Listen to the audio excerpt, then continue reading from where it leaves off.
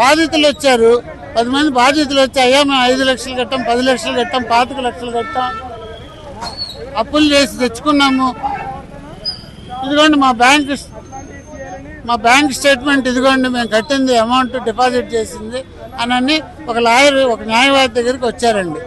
Complaint చేయడం కోసం వాళ్ళకి సాధారణ ప్రజలు కాబట్టి వాళ్ళకి పోలీస్ స్టేషన్ ఎలా అప్రోచ్ అవ్వాలి, ఎలా కంప్లైంట్ ఇవ్వాలి అనేది తెలియదు వాళ్ళకి.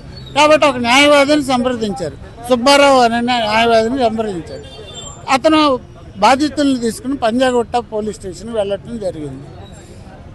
సిఐ గారిని ఎస్ఐ గారిని కలిసి అయ్యా ఇది వీళ్ళకి అన్యాయం జరిగింది కాబట్టి వీళ్ళు కంప్లైంట్ ఇవ్వడానికి వచ్చారు, మీరు దయచేసి సహకరించండి అని వాళ్ళని రిక్వెస్ట్ చేయడం జరిగింది. మొదట్లో బాగానే సహకరించారని తెలిసింది. తర్వాత ఎక్కడి నుంచో ఏవో ఫోన్లు వచ్చినాయి. మరి ఎవరు ఇన్ఫ్లుయెన్స్ చేశారో, పొలిటికల్ ఇన్ఫ్లుయెన్సా ఇంకోటి అనేది మాకైతే తెలియదు. ఆ ఫోన్ వచ్చిన తర్వాత వీళ్ళ ప్రవర్తనలో చాలా మార్పు వచ్చింది. ఎందుకో తెలియదు. లాయర్ గారికి కాఫీ తీసుకోండి అని కాఫీ ఆఫర్ చేశారు సుబ్బారావు గారికి.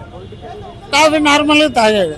ఆగినాక ఒక 30 మంది పోలీసులు రౌండ్ అప్ చేసేసి ఈ న్యాయవాదిని బ్రీత్ అనలైజర్ పెట్టి ఊదమని చెప్పారు.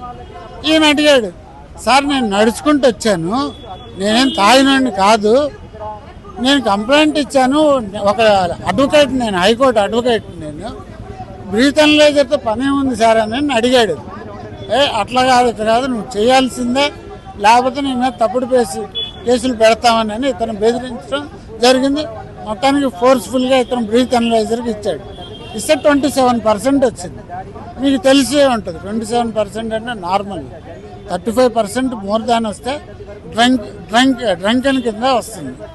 కాబట్టి నార్మలే వచ్చింది దీనికి.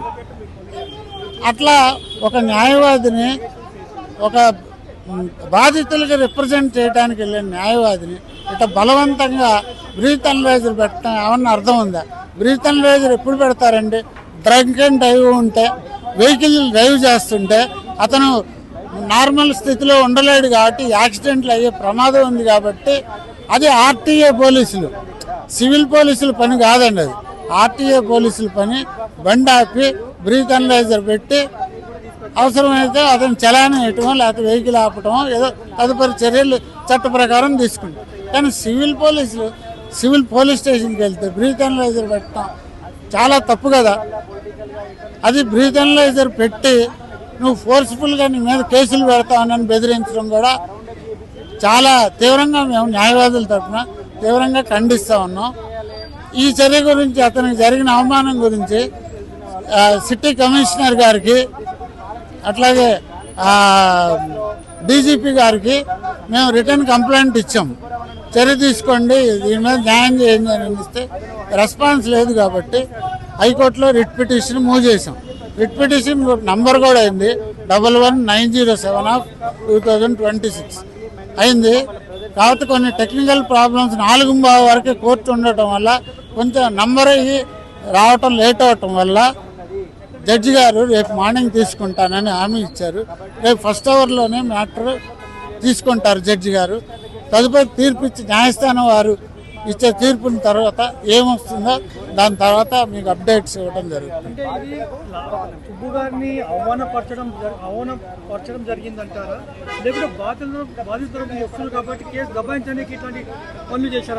అవాయిడ్ చేయటానికండి. ఇప్పుడు బాధితుల తరఫున కేసు పెట్టకుండా ఈయన్ని ఒక రకంగా బెదిరించి ఆల్కహాలిక్ టెస్ట్ చేసి ఇతను బెదిరించి ఏ కేసు పెట్టకుండా తిరిగి వెళ్ళిపోతాడనే ఉద్దేశం కావచ్చు. అది అతను అవమానించడమే ఖచ్చితంగా. బ్రీత్ అనలైజర్ పెట్టాల్సిన అవసరం ఏముందండి? నార్మల్ సిటిజన్ నడుచుకుంటూ పోయే వాడిని పట్టుకుని బ్రీత్ అనలైజర్ పెడతారండి? వెహికల్ డ్రైవ్ చేస్తే కదా పెట్టాల్సింది. కాబట్టి ఇది వైలేట్ ఎక్కడ ఏ చట్టంలోనూ లేదు.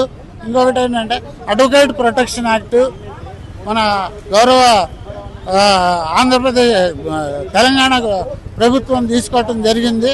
అది త్వరలోనే గెజిట్లో కూడా వచ్చేస్తుంది. ఈ పరిస్థితుల్లో ఇట్లా ఒక న్యాయవాది మీద, హైకోర్టు ప్రాక్టీస్ న్యాయవాది మీద ఈ రకంగా దాడి చేసి ఇట్లా తప్పుడు మార్గాల్లో అతని మీద ఒత్తిడి తీసుకురావటం మేము న్యాయవాదుల తరఫున అంతా ఖండిస్తూ ఉన్నాం.